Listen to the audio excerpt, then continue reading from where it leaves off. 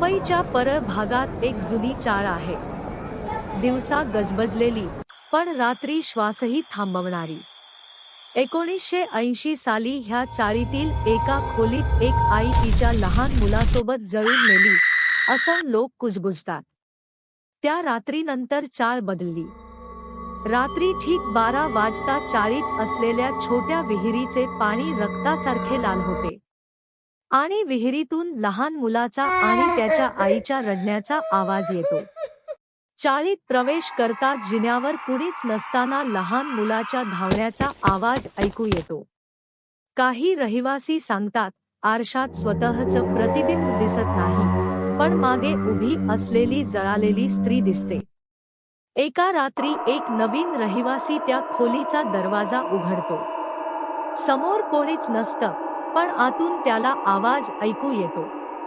माझं बाळ कुठे आहे? तो रहिवासी त्या आवाजाकडे दुर्लक्ष करीत हसण्यावर जातो. कुणाचे बाळ, असे म्हणून खिल्ली उडवत तो झोपी जातो. आणि रात्री ठीक 12 वाजता ती आई आणि तिचे लहान बाळ त्या झोपलेल्या व्यक्तीच्या समोर येऊन उभे राहतात. आणि त्याला आवाज देतात, उठ. का झोपलास इथे? ही माझ्या बाळाची जागा आहे.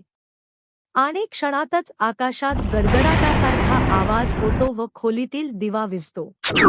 हा भयंकर आवाज ऐकून तो झोपलेला रहिवासी घाबरून जागा होतो. समोर त्या आईला व त्या लहान बाळाला विद्रूप अवस्थेत पाहून तो थरथर कापू लागतो. व क्षणातच त्या लहान बाळाच्या व त्या आईच्या डोळ्यातून लाल अंगारे झळकू लागतात. आणि बघता बघता संपूर्ण खोलीत आग पसरते व सर्व खोली आगीत जळू लागते. त्या आगीत त्या रहिवाशाचा जळून दुर्दैवी मृत्यू होतो. दुसऱ्या दिवशी ती खोली लोकांना जळालेली व पूर्ण रिकामी दिसते. आणि भिंतीवर केवळ लहान बोटांच्या जळलेल्या खुणा दिसून येतात. आणि म्हणूनच त्या चाळीत रात्री 12 नंतर कोणीही आत प्रवेश करत नाही.